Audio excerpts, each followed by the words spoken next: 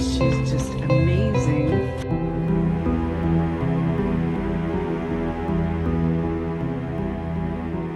Welcome to the Great Reboot. I'm Tori Ryden.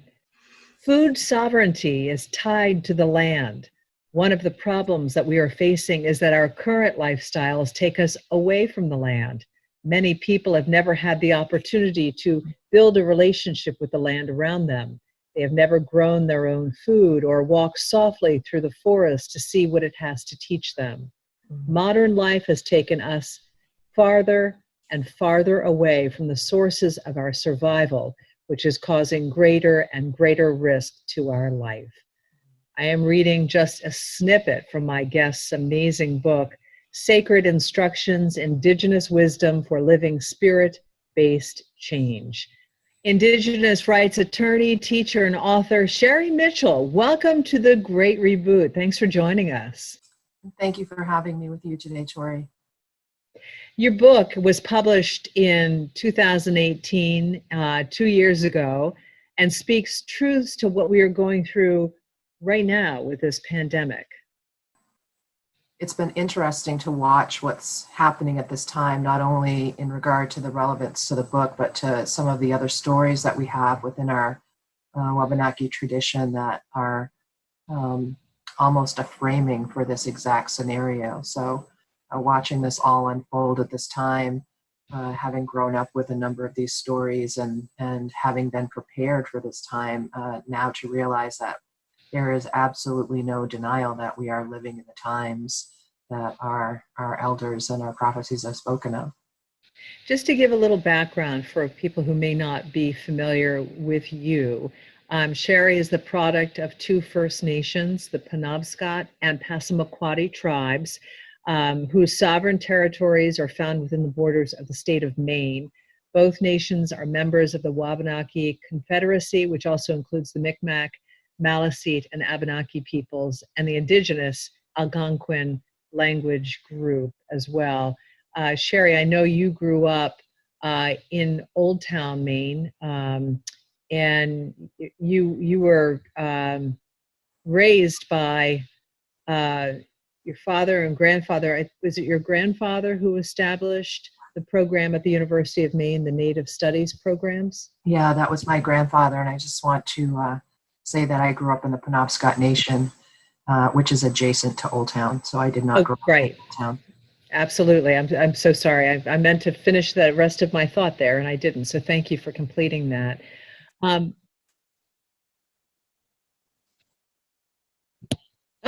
okay. All right. That is a great idea. Thank you.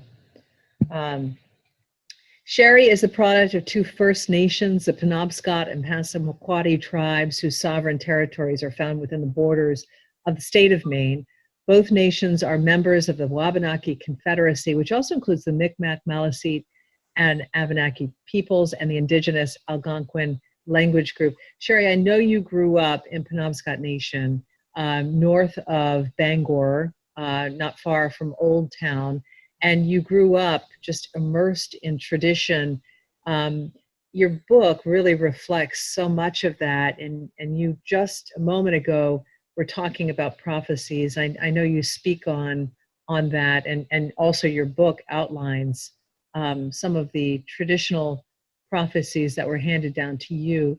Can you share those with people who are watching now who might want to hear, your visions? And I mean, there's so much to get into with you as well as your own visions from when you were a child. Yeah, I mean, it's impossible in the time frame that we have allotted to get into all of them.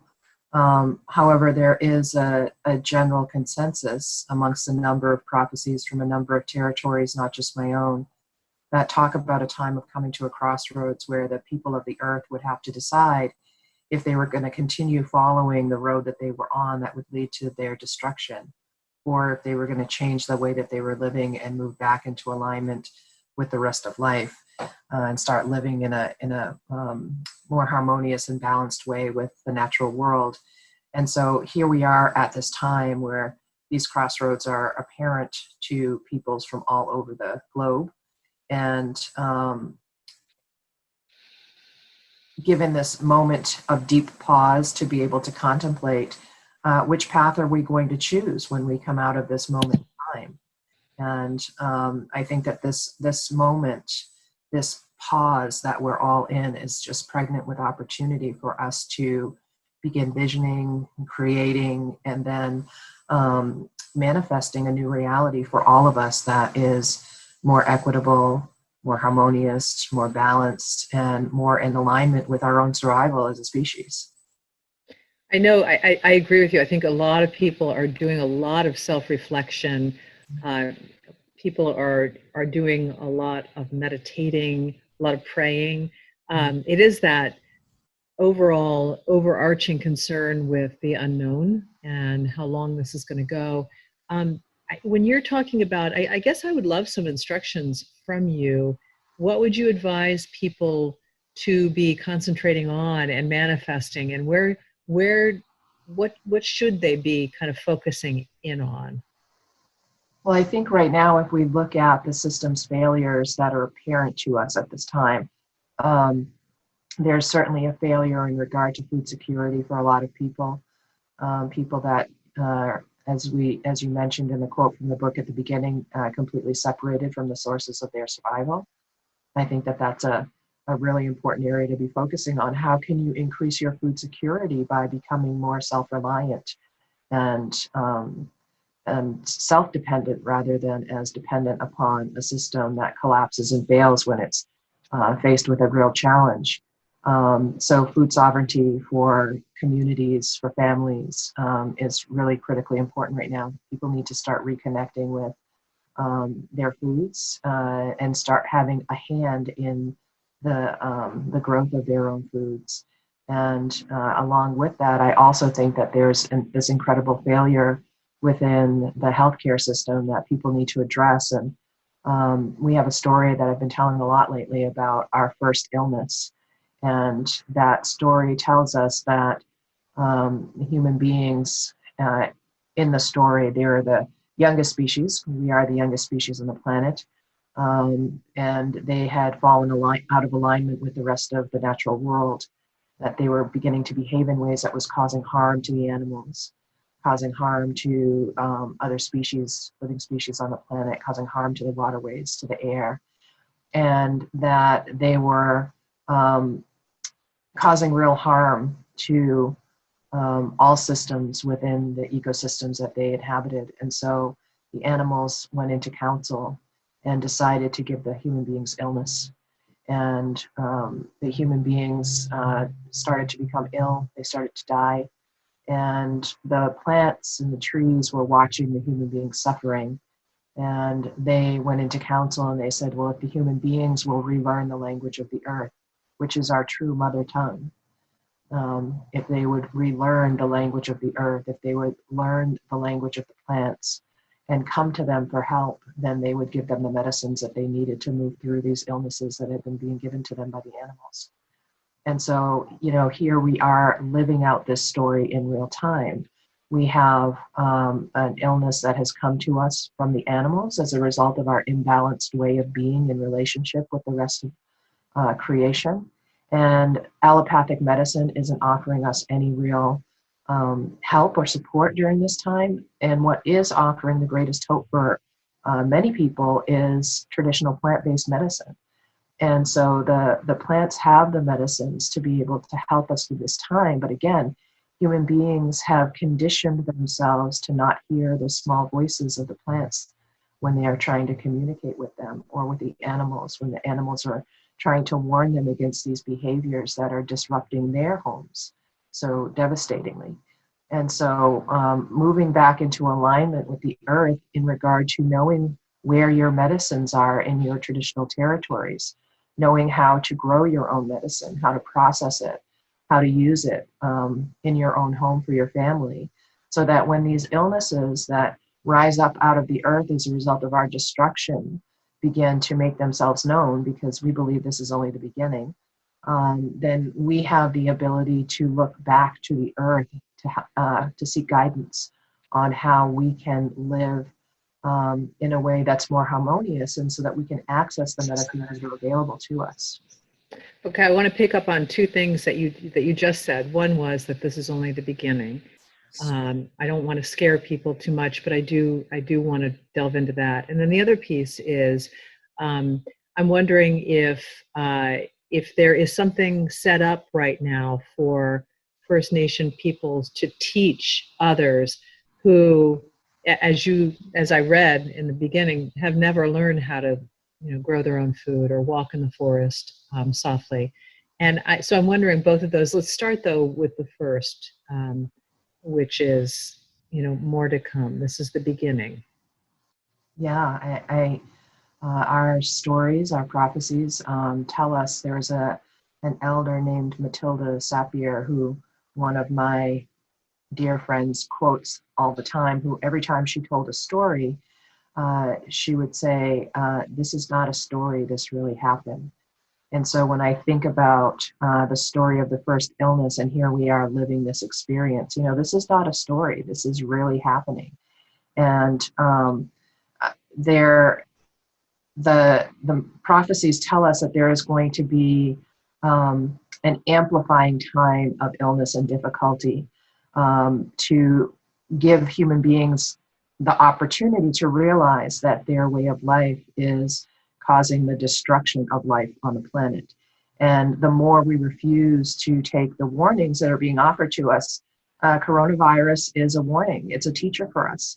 And so if we can't embrace the lessons that this teacher is providing to us, then there are going to be greater and greater lessons that are going to be coming to us that are going to be increasingly more painful as time goes on. So it's really up to us how much of this we have to endure, depending on how quickly we learn the lesson that's being presented and start changing the way that we're living. And then the second piece is, I'm wondering if there are resources for people who are doing the work, beginning to understand that they need to do the work and are looking for some help and some instruction on where to go next. I mean, there are certainly a lot of permaculture programs that exist around the world. People can go to one of those permaculture training programs to learn how to grow their own food, how to live in harmony with the land that they're living on within their specific bioregion. And right now I'm working on acquiring some land, actually, in building a center and a community called Wajukum Taltina, which is translates in our language to let's help one another.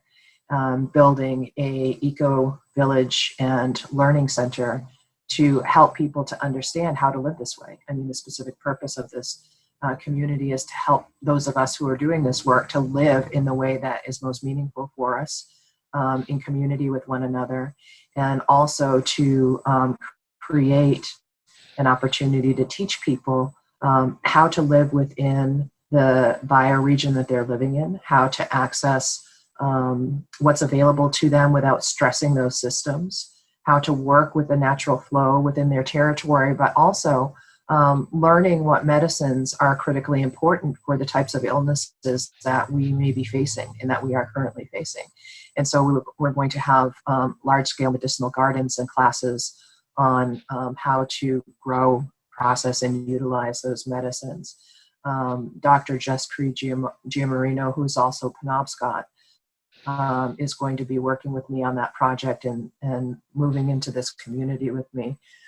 So we're actually working on building that right now, and that's been in the works for quite some time, but we're at the point where we're preparing to acquire the land and get it moving. So hopefully by next year we'll have something up and running so that people can have that. And I know that at Nabizin, they also have been holding classes. Of course, everything's on hold right now, but they have been holding classes with people who have knowledge of traditional medicinal plant medicine. And so people can watch for that and look on the Nabizin website. It's Nibezun. And in Maine, that's a resource that's available to people once they're up and running again. You can also look on Dr. Jespri, it's Juscrea, Giamarino, MMARINO on her website, and she has information on there as well. I mean, there's just a number of sources, and I think that there are a number of people that are doing it, and your best option is to look for somebody within your bioregion who knows how to work with what's available within that territory, because the same things don't work in every space.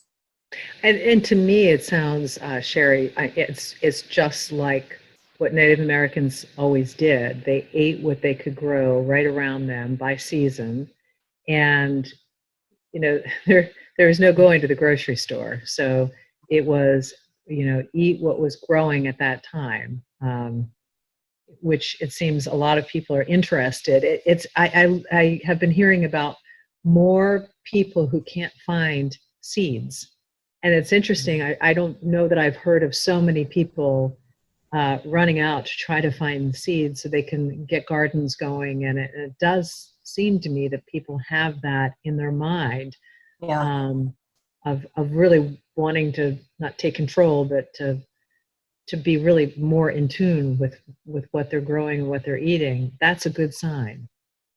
Well, I think that, the element of control that people really need to be focused on is learning to control your own impact. And so when we're not counting on large-scale distribution across territories of food sources, we're reducing our impact. When we're having a relationship with the land within our own backyard, we're reducing our impact, but we're also increasing our impact to have control over what happens to us and our families directly. And I think it's really important also to note that the foods that come to us seasonally, that are available to us seasonally, also are specifically designed to meet whatever immunological needs we have or nutrient needs that we have during those seasons. And so, it's not just a convenience of eating what's growing at that time. It's also about working with the biorhythms within your own body in alignment with the world around you to trust that you're going to be supplied with what your body most needs at that time. And so learning all of those things, I think, is critically important for people.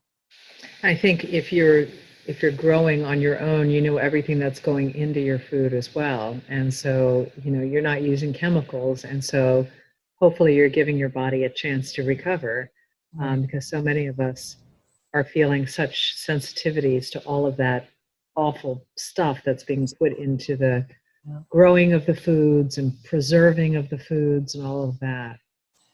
Well, I also think that there's an interesting mirroring that's going on right now, that as we're going through this process of sheltering in place, that we're really noticing the way that Mother Earth is healing herself, and seeing that the animals are coming back out. People are having animal sightings in their yard at a much larger rate right now. We're able to see, I saw a picture yesterday or the day before that we're able to see the Himalayan mountain range from several hundred kilometers away for the first time since World War II. That the skies over Los Angeles and over China are clear for the first time in some people's lifetimes. They've never seen clear skies over their location. And so when we look at that, and we look at that in relation to us having to step back from all of the chemicals that are in our foods and trying to eat more organically and more locally, if we look at our daily impact by not doing that on the earth, just having a few weeks of pause time is giving the earth to heal and restore herself. And so when we think about that in relation to this duality between what we're seeing in the outer world and what we're experiencing within ourselves, we know that removing chemicals from our bodies is going to help us to heal and rebalance. But our body is also deeply connected to the earth. And so the body of Mother Earth is now being given that time. And what's really ironic to me is that human beings are being hit with a respiratory illness that is causing the leading source of respiratory illness on the planet to be reduced, which is ambient air pollution. And so, there's a lot of things for us to be paying attention to right now that I think can be really instructive for us. I'm curious, as you know, the stay-at-home order is in place and so many people are not working, and there's a concern there. And I'm wondering, what are you seeing among folks in the Penobscot Nation and the Passamaquoddies? I'm wondering what's happening among the First Nations in Maine, and then I guess nationally. What are you hearing so far, and are you concerned?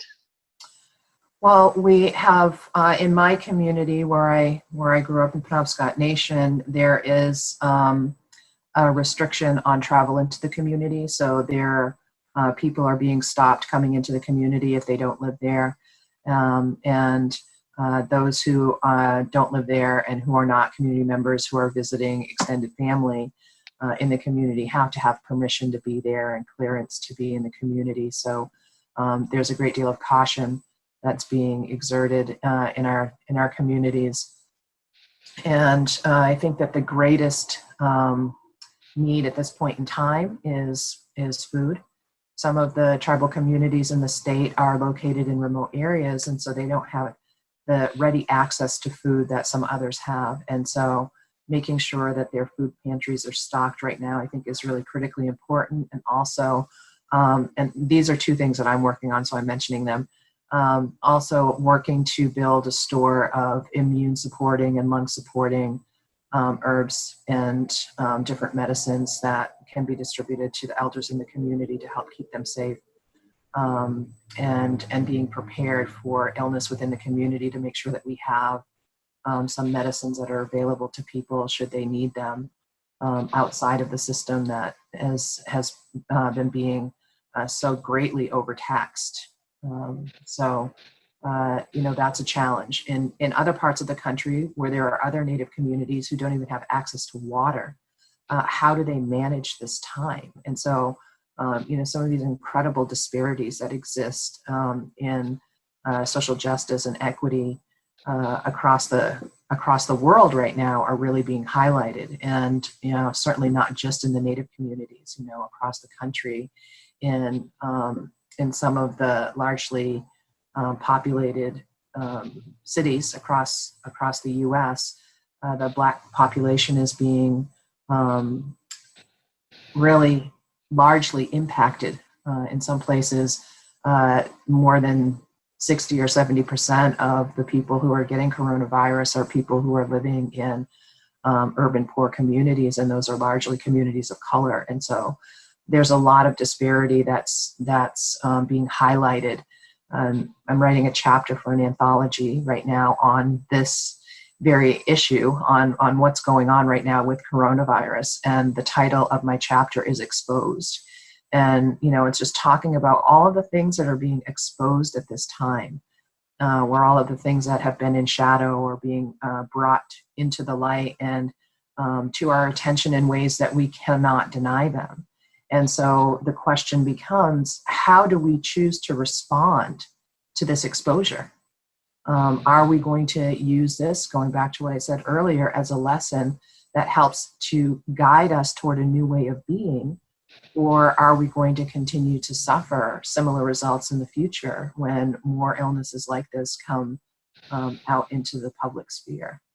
I look forward to reading that. I'm wondering if you might have, getting back to, trying to build up the food supplies and the medicinal medicine supplies. Do you have a website or an email that you'd be willing to give out if somebody is watching this and might want to donate money or food or supplies of any sort? Sure, yeah. I would encourage people to email sacredinstructions@gmail.com. And they can also, if they want to donate to a community that's close to them, say they live in Aroostook County and they want to donate to one of the tribal communities in that area, they can actually go directly to the tribal government's website and contact them and ask how best to support that community during this time, because Native communities were completely left out of the stimulus bill until the 11th hour. And were only added in begrudgingly by the administration after some people within the Democratic Party fought really hard to to have some relief in there for Native peoples. And so there are a lot of ways that you could support. Certainly you could send donations through me, but you can also reach out to the tribal community that's closest in geography to you this time. Well, I also want to give a shout out for your book because it is so good. And, you know, I go back to it time and again, and I'm really just kind of in awe over what you have seen and what you're showing and telling about. So I'm going to put it up right now. This is Sherri Mitchell's book. If you get a chance, go on Amazon. Any place else people can get it online, Sherri? I know that it's available directly through the publisher, so you can get it through North Atlantic Books. You can get it through Penguin and Random House. It's also available on Audible right now, which I think is really important, so that people who have Audible, they can just download it and they can listen to it. That way they don't have to get anything in the mail.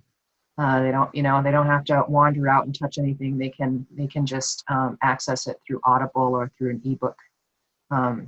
If they did it through Audible, sorry to interrupt you, would they just Google sacred instructions and then it might come they up? go to I think that Audible is primarily available on Amazon, and so they would just put in the search bar on Amazon sacred instructions, and it would come up, and then it gives you an option of what format you want to get the book in. So if you want to get it in Kindle format, if you want to get it on Audible, or if you want an actual paper copy in your hand, you can choose which one you want. Okay.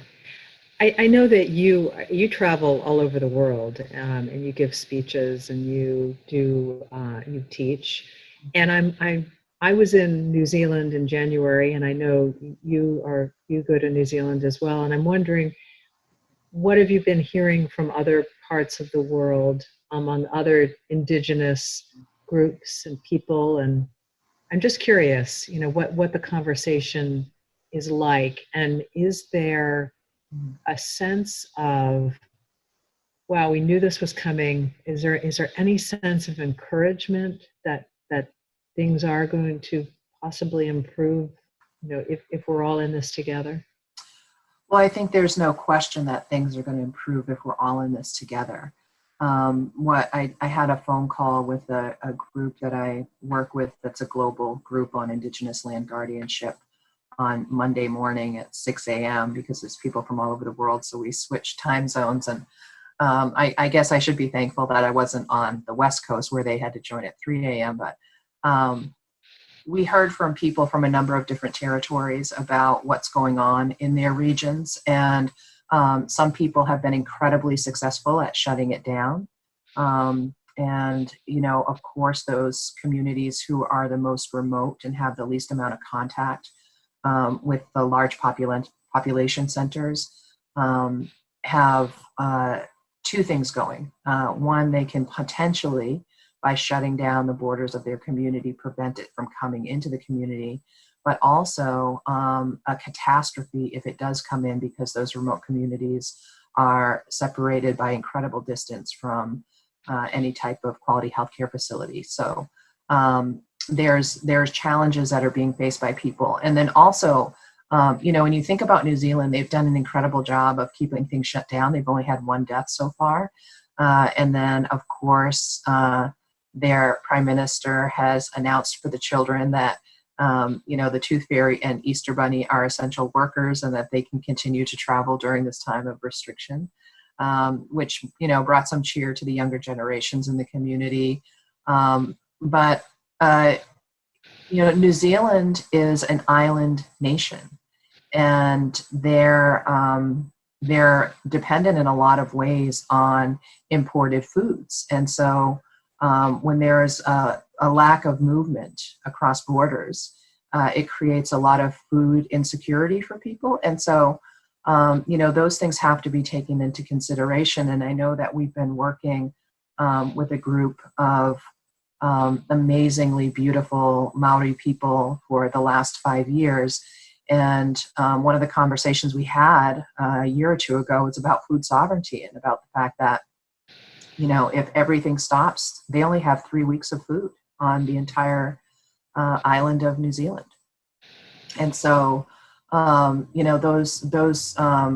those nations that have become largely dependent on imported foods are also at great risk from food insecurity. And so there's just a lot of things to take into consideration that people don't often think about. The way that we've globalized this economy and made it an exchange economy that's based on trade often doesn't take into consideration individual needs or unique situations. It tends to treat everybody as though they're on an equal playing field, and it's not the case. And so, really looking at food sovereignty right now is of critical importance for people across the globe, that we have to move away from this type of globalized way of living that we've been living and really return to a more localized, small, community-oriented way of sustaining our lives in relationship to the bioregions that we're living closely to. There's a lot of learning to be done, a lot of knowledge to be shared, and those Maori people, some of the most beautiful people I've ever met in my life. Amazing people. Yeah. And I also like to mention, Tori, that I'm coming up, and these will all be on my website going forward, is I've been doing a series of webinars once a week, or Zoom meetings and discussions once a week on how do we change our way of living. And this coming week, we're going to be talking about living in harmony with Mother Earth. And what we're specifically going to focus on is land-based teachings. And so I have a number of friends that will be joining me who are doing land-based teachings in many different formats, 2 other Indigenous people, and then a man from Romania whose family had to live on, a sustenance form of living while Romania was under really strict communist rule, and who now teaches permaculture design in the United States and has a big permaculture school out in California. And so we'll be offering some of those teachings for free to people who want to tune in, and they can find that the link to that on my public Facebook page, which is facebook.com/sacred instructions, or on my website, which is sacredinstructions.life. And those things are free and able to be shared with whoever people feel needs to see them. I want to see it. I'm going to sign up. That sounds fascinating. And just maybe before we wrap up, it's always, I love talking with you, speaking with you, sharing conversation with you, Sherri. Maybe you can leave folks with just maybe 2 or 3 things that they can do today that will help them and the earth and everyone around them. Yeah. I think that the thing that I would encourage people to do is to try to get outside and reconnect with the natural world in some way. So, don't go flood a park. Just go outside and put your bare feet on the ground and just feel that life flow connection between you and the earth. One of the things that people aren't aware of is that when we walk barefoot on the earth within our yards, people will say, oh geez, I noticed this plant suddenly crop up in my yard that I've never seen before. Oftentimes that's a medicinal plant that's actually responding to the biochemistry in your body and providing you with the medicines that you need. So people who have had specific illnesses, the medicinal plant connected to that illness has actually just cropped up on its own in their yard. And so when we make that connection with the earth with our bare feet, the earth is reading our biochemistry and providing us back with what we need. So I think that's a really beautiful thing that people can do. But also research what are the networks in your region for small organic farmers, the seed companies. One of the things, excuse me, one of the things that I thought was interesting that I heard yesterday or the day before was that there are more seeds being sold around the globe right now than there has been in the last 50 years. And you know what? They're sold out all over the place. Yeah. It's amazing. Yeah. And so, learning about seed saving, how do you capture and save the seeds from the plants that you're growing so that you can share them, But also I'd encourage people to learn about the rules and the laws that have been imposed upon us by some of these GMO agricultural businesses, where they're trying to prevent us from being able to save our seeds and to replant them. And the restrictions in your area on water catchment. Most people don't realize that there are severe restrictions on water catchment in their territories that might interfere with their ability to be able to grow food. So learn about the regulations in your area, about how you're able to grow food in your own backyard, how you're able to share that food, how are you able to access the water. Just use the time to become familiar with all of the things that we should have been aware of previously, but we're not. Also, ask Grandma Google, the wise elder, what are the medicinal plants that are connected to this illness? So what are the medicinal plants that you would use for fever? What are the medicinal plants that you would use for a cough? What are the medicinal plants that you would use to boost your immunity? What can you use to support and strengthen your lung function? And just, start learning about the things that are available to us that we have lost connection with, that we've lost touch with. Make this a really powerful learning opportunity for us. And if you're really courageous, then sit in prayer or meditation or just in the silence and try to connect to the virus and ask it, what is it here to teach us? Wow. Yeah. Open our ears, and I can't wait to go walk out on my grass. Yeah. Yeah, it's a beautiful thing. And, the grass is starting to turn a little bit green again in certain areas. And, the bird song, notice how much louder the bird song is right now than it has been in a long time. So. Well, I wish you all the best, Sherri, and I can't thank you enough for being our guest here on the Great Reboot. And I look forward to catching up with you again in a future episode. But, all the best, and keep on teaching and keep on inspiring all of us. Really appreciate it. Thank you so much, Tori, and thank you for having these conversations and opening the space for them. It's really critically important right now, and your voice is greatly appreciated as well. Thank you.